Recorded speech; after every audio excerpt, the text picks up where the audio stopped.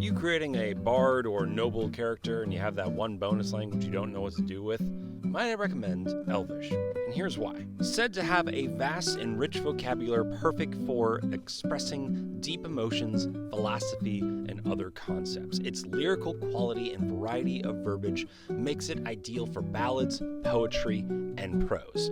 Even bards that don't know Elvish have learned to speak Elvish songs just so that way they have the best songs in their repertoire. Now, not just bards though.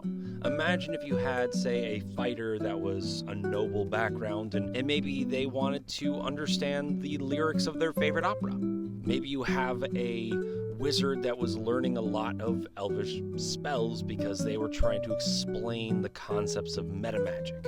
Elvish has spread far and wide because the elves have spread far and wide. We've got wood elves, we've got sun elves, we've got dark elves, and we've got sea elves. They're everywhere. So would Elvish. If you're a traveling character, you probably also would know the language of the elves, or at least how to read or understand it. Elvish is said to be a very complicated language that has over 62 characters in its alphabet. While not looking exactly like Tolkien's Elvish, it does have a very flowy font, and it's supposed to be pronounced in a very similar way. It's said that elves have a particular way of saying this that even half-elves have trouble getting quite right. In a way, though, that kind of sounds just like a little way of being more pompous.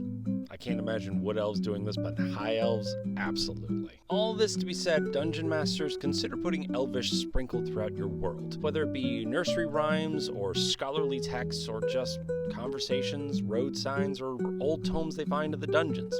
Elvish would be everywhere, so you should probably know it too. Okay, but silly pitch aside, it makes me sad that Elvish is just often considered the language of elves when, it's a really cool sounding language in that it's supposed to be deep and rich and emotional.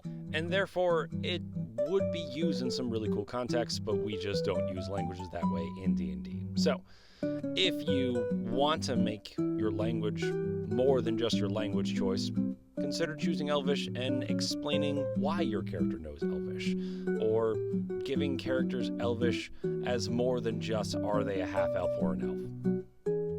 That's all I ask.